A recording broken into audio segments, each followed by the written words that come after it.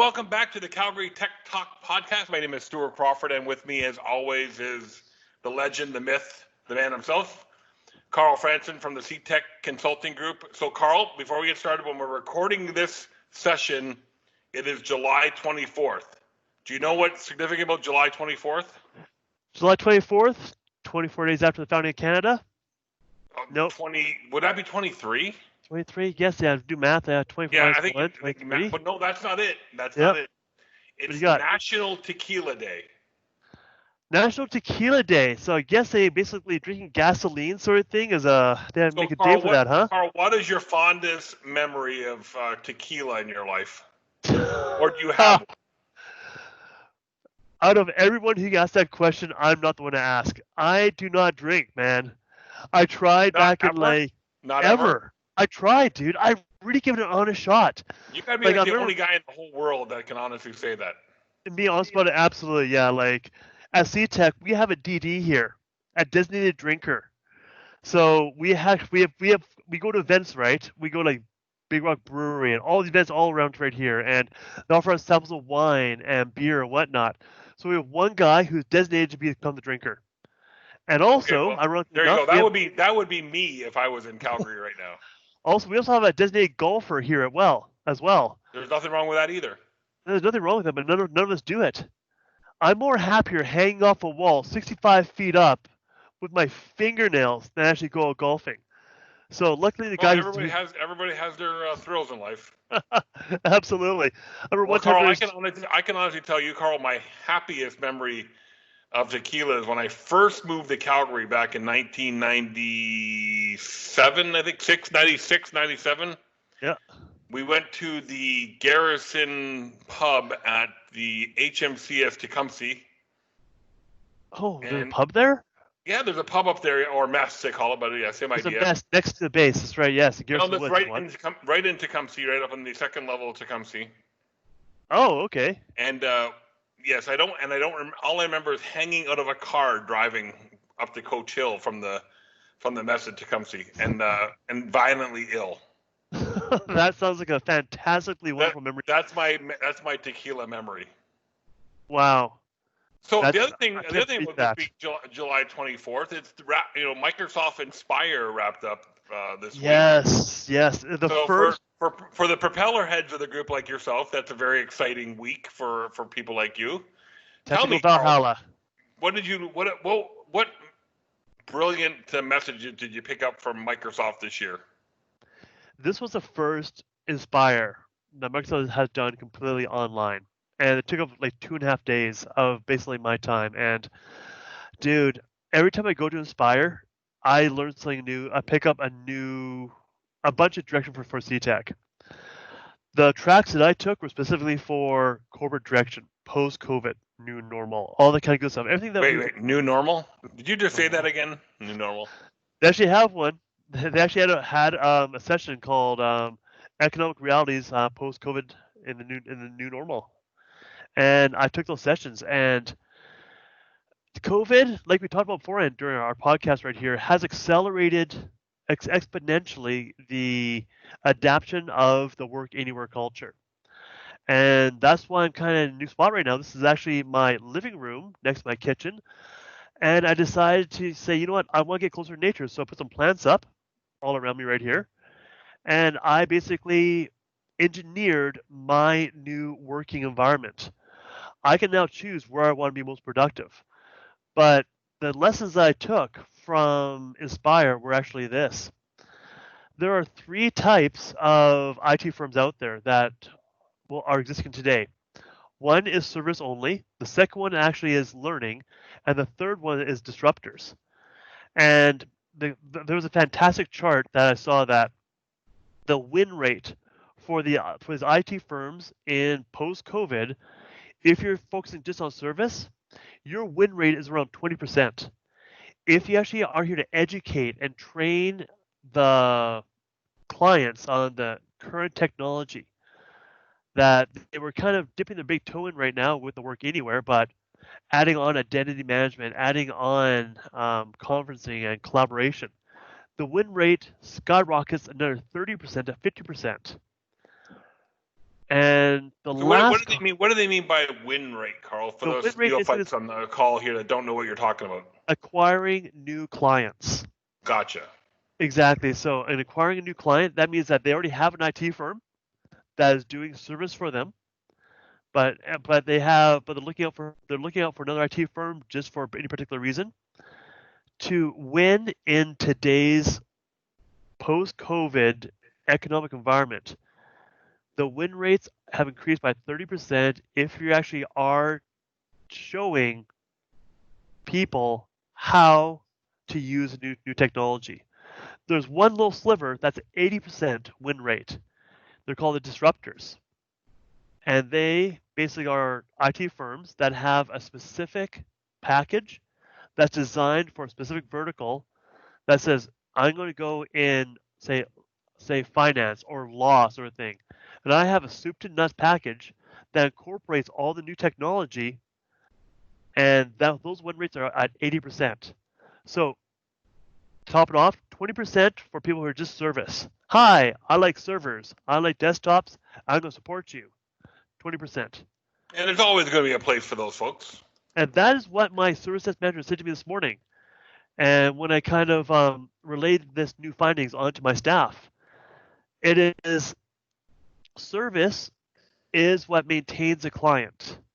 It keeps them static. It keeps them happy. It keeps them with you. But to gain a client, it's not service. It's the solution set that you sell. And it's always been that way. Yep. But now the solution set has changed exponentially, whereas before it was servers and desktops and whatnot.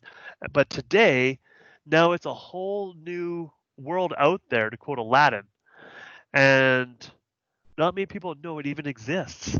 Well, you know what? But it's been out there forever. Like, I mean, I remember, Carl, in the late '90s, the whole system integrator world. That was the buzzword, right? You're a system integrator partner, and we were, instead of selling boxes, we were putting in exchange solutions. Yep, and that kind of stuff. IIS servers for intranets. SQL servers, application servers, all that kind of good stuff, right? But it was kind of the same thing, just a little different. It is. It's the next, basically, evolutionary step of technology. It's the next level up. And right now, instead of putting in exchange servers, I could argue saying that we're putting in Office 365 Exchange, but no. But you're right. You're right. But let me argue this for you for a second. Yeah, sure. I'm not talking about Exchange servers. I was talking about email solutions, but it was built on Exchange, or database solutions that use SQL Server.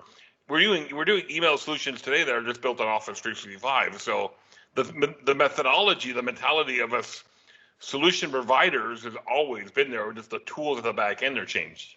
I completely agree with that. And now, email is good, but how about this? Why don't we actually put governance across the entire ecosystem of a corporation? So it's not just a solution for email. It's now, guess what? I've now a single pane of glass that can manage my governance for like HIPAA or GDPR or PIPA or any kind of government industry governance that I want to follow. I can now apply that. Oh, I get it, 100%. Yeah, but how about this? What if I said, you know what? I don't want to use passwords anymore. We now have passwordless authentication built into the Office 365 Azure Stack. And we're now able to apply that level of security, which is, by the way, a lot more effective than passwords. And then we apply that across the entire stack. So I log into everything on my phone with my facial recognition.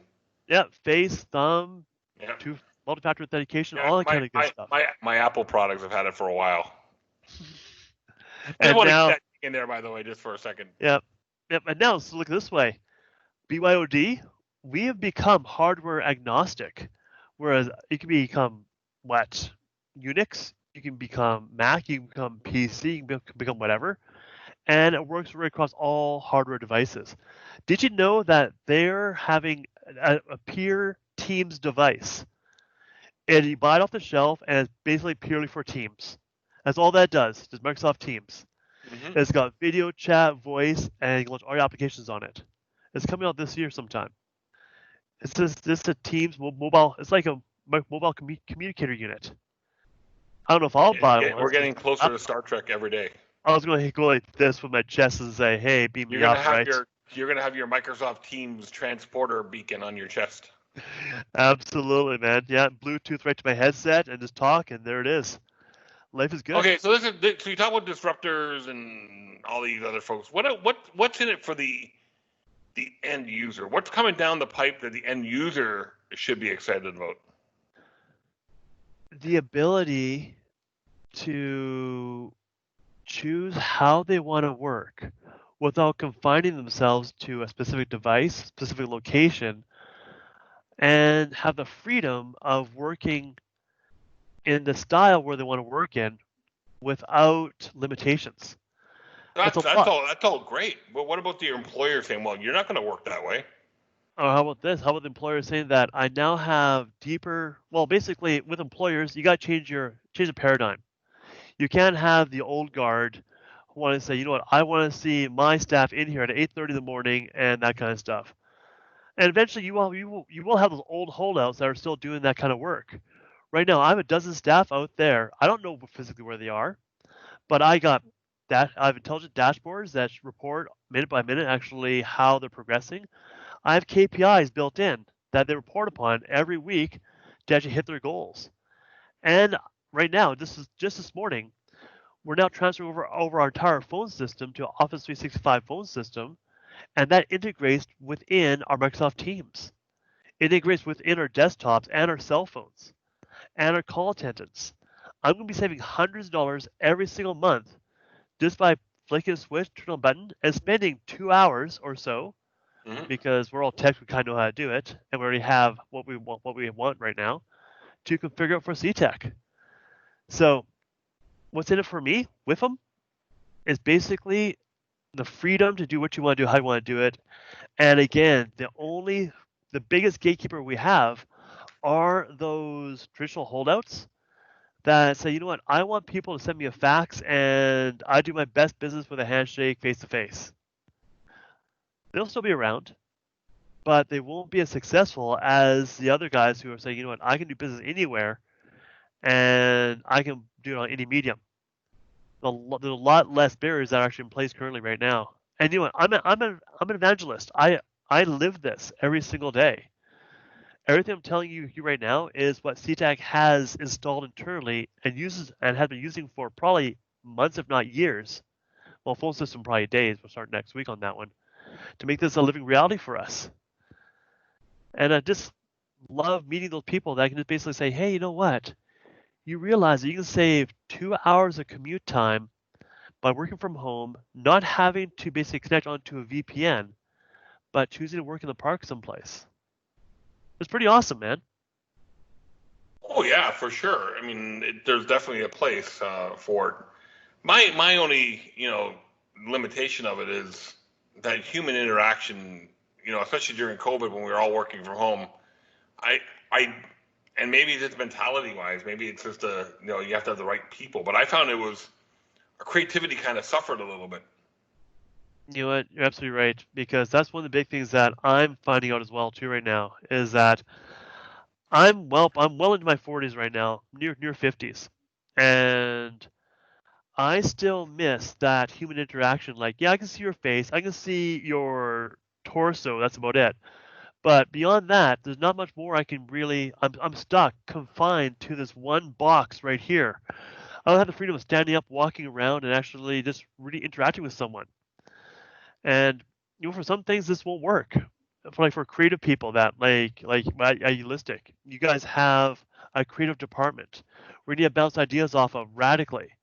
And one of the things Satya said, the actual CEO of Microsoft, President of Microsoft, CEO, is that there is such thing as teams fatigue. Whereas I need to focus only on this one spot, and there's a lot of information coming to me at this one spot. I have the freedom of actually looking away, walking around, or enjoying more of a natural type of environment. Like for me, watch this. If I turn my chair this way, suddenly I'm going to go all dark, right? It'd be hard for you to see me very, very, very well. Let's turn it back to my fireplace right here. But yeah, there is such thing as called teams fatigue, and there's something it's a huge problem. Yep. Huge problem. It's, I But mean, yeah, it's getting to be a big issue where a lot of mental anguish, a lot of mental stressors from, from all these online meetings. exactly. And that way, it's important for someone to actually to introduce a regular routine in their life. Like for me, I can't sit 8 hours a day in front of a computer and doing absolutely nothing. My body craves like exercise and activity. So once every hour or so, my smartwatch here goes off, and it's time to go for a walk, time to stretch up, time to stretch your legs a little bit. I find it funny you need a watch to tell you that. I get sucked in, dude.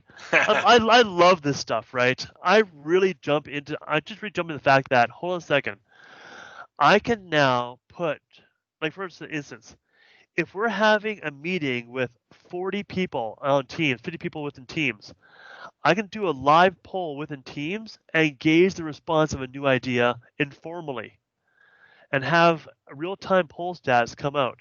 That stuff's kind of cool. Yeah, that's kind of cool. Yeah, I'm still finding a tweet that you need a watch to tell you to take a walk. But you Dude, look at it. No what? No watch. I mean, I know it's still at 5:25 in the evening. It's scotch and cigar time.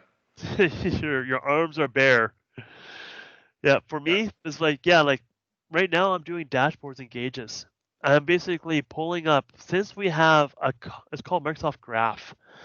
And with a Microsoft Graph, it is where you dump where it records all that information.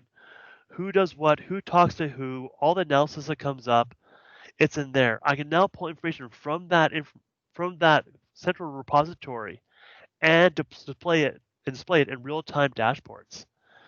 So I know where my texts actually are right now. I know when they're scheduled. I know their win rate, their close rate. I know their time to resolution, their SLAs. All that is recorded in one central repository for me. And in one dashboard, I can see everything. And you know what? That sucked me in for 2 days.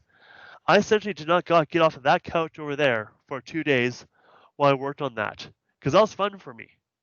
But at the end of the day, yeah, you got to basically mix up a little bit. Like last night, I spent an hour and a half doing indoor rock climbing, indoor wall climbing because I needed to get that break. Hmm. It's important. So what else is coming down the pipe for the end user, Carl, from Microsoft in next year? I know. By the way, I also heard from another trusted resource in Miami area that it's a good time to buy Microsoft stock. Isn't it said that no one basically went bankrupt investing in Microsoft? They seem to have. I think Brad Smith, the president of Microsoft, said an interesting announcement that 5% of the world GDP is controlled by IT firms, and that's going to raise around 10% in around 10 years from now. So the amount of power that tech firms have at their disposal right now is worldwide, and that takes a big responsibility.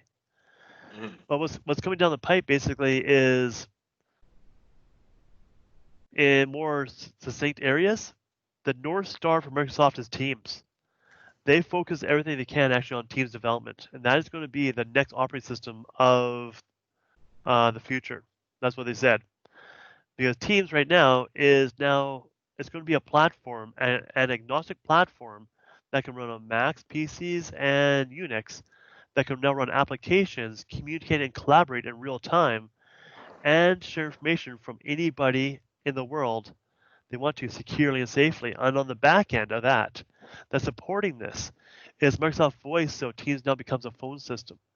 And what's supporting that is actually a massive amount of security. They said that there's 30 billion impressions that they get for security management per year at Microsoft. That means logins, IP address traces, all kind of good stuff. Yeah.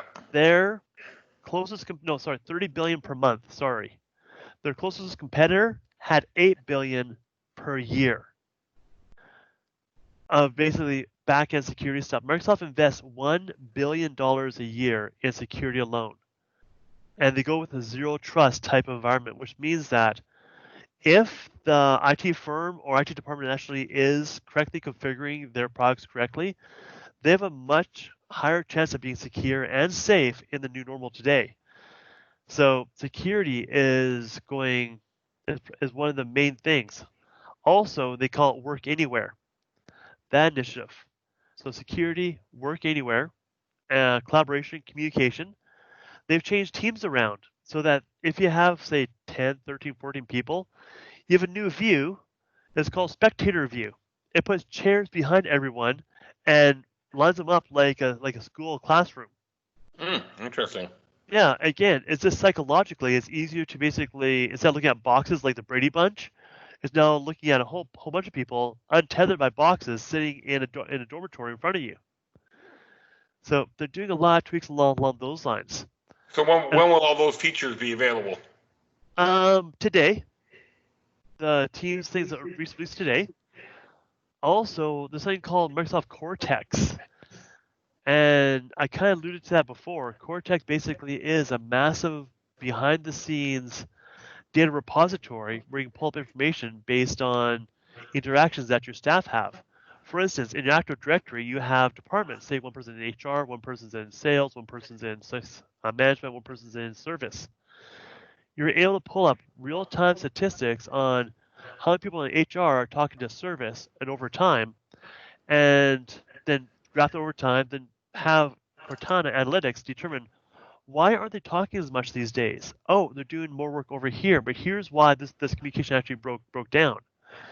So you're able to pull up much deeper information from your business because everything right now is being saved and recorded in one spot per business, and it's available to you and allows you basically take the technology, see how people are actually using it to make better business decisions.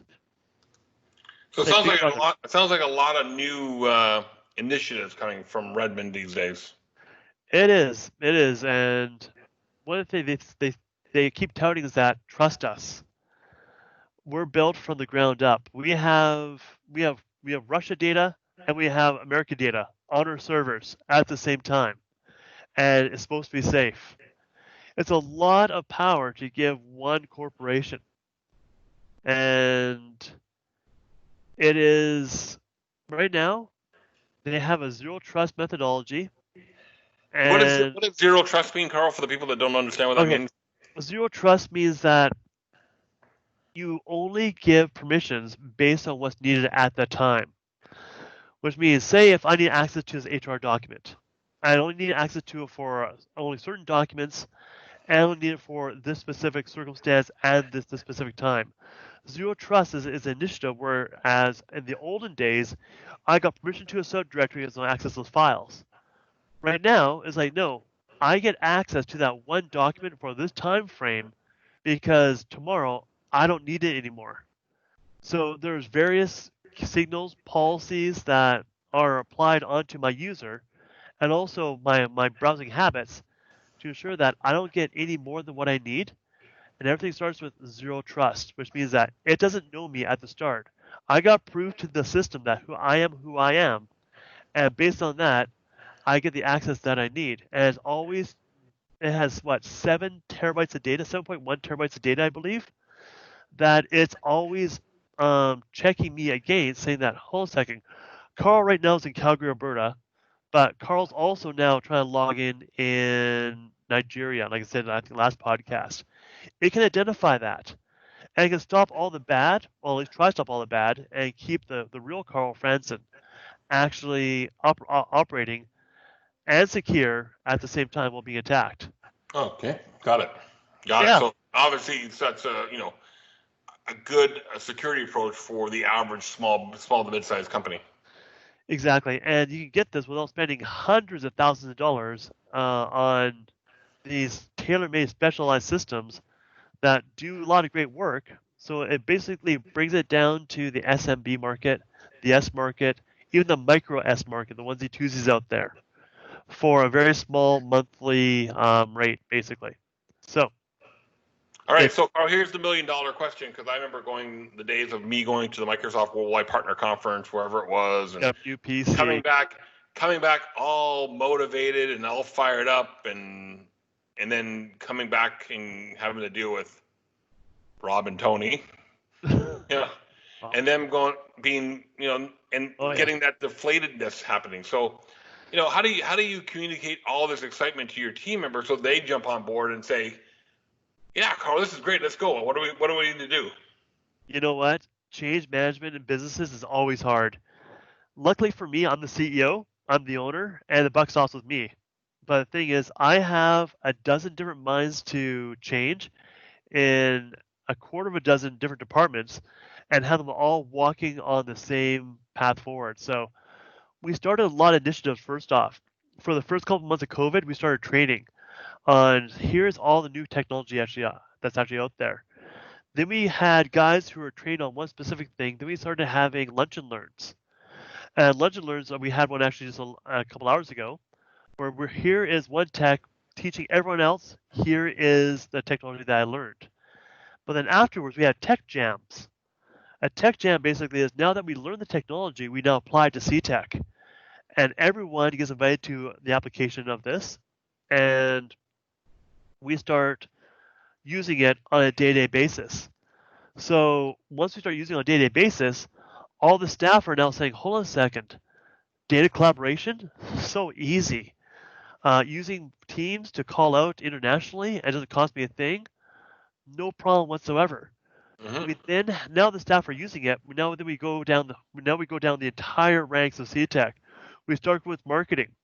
Hey guys, how can we market this new technology to the masses? And then from there, based on what marketing is, marketing gets us that lead. Now sales works on the sales packages. I can sell you this package right here for a phone system or collaboration or communication or whatever in a way. And then it goes down to service delivery. And now the techs already know about it and actually use it. And from start to finish, everyone along that line can reach back into CTech. They know how to use it and they can demo it because we use it every single day. Gotcha.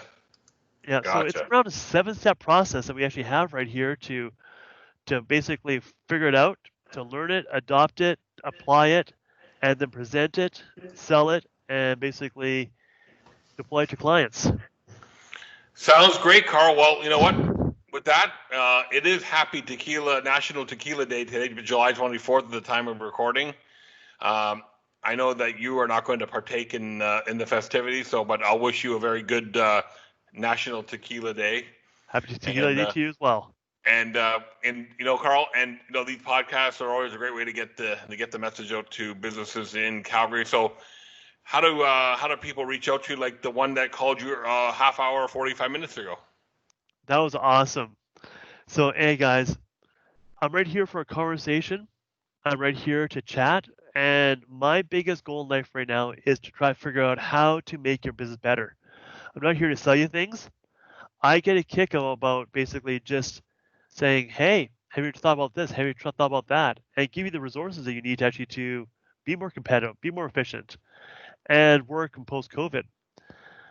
Just hit my website, www.ctechgroup.net or ctechgroup.ca. Both go to the same spot. Click the number, contact me, and I'll get the message and I'll phone you right back, or phone the CTech main line at 403-457-1478. The goal is to pick up within 2 rings. So, hey, guys, please call me sometime. Love to chat. Right, Carl. Excellent. As always, another great Calgary Tech Talk podcast wrapped up for another week. Hope you enjoy your climbing this weekend. I will. My Beer Tech hands have calluses on them right now. They're so good. And we'll kind of figure out what we need to do here in the beautiful Sunshine State, which is the epicenter of the coronavirus pandemic as the time of this recording. But I heard, and the 2 things that I love to do, drink scotch and smoke cigars. So bad for you. Are natural social distancing tools. Yeah, who wants to be around cigar smoke, right? Well, exactly. Nobody wants to be around you, so it's perfect. Just sit in the corner and and nobody wants to talk to you. Okay, before we wrap up, you should do mine then. Why don't you go climb a wall then? You're based up on a wall, 65 feet up in the air. That's massive social distancing. I heard Donald Trump's building one, so we'll just go find that. Oh, burned. Anyway, Carl, great Calgary Tech Talk podcast again for this week. Happy National Tequila Day. We'll catch up with you again next week. Take care, everyone. Stay safe.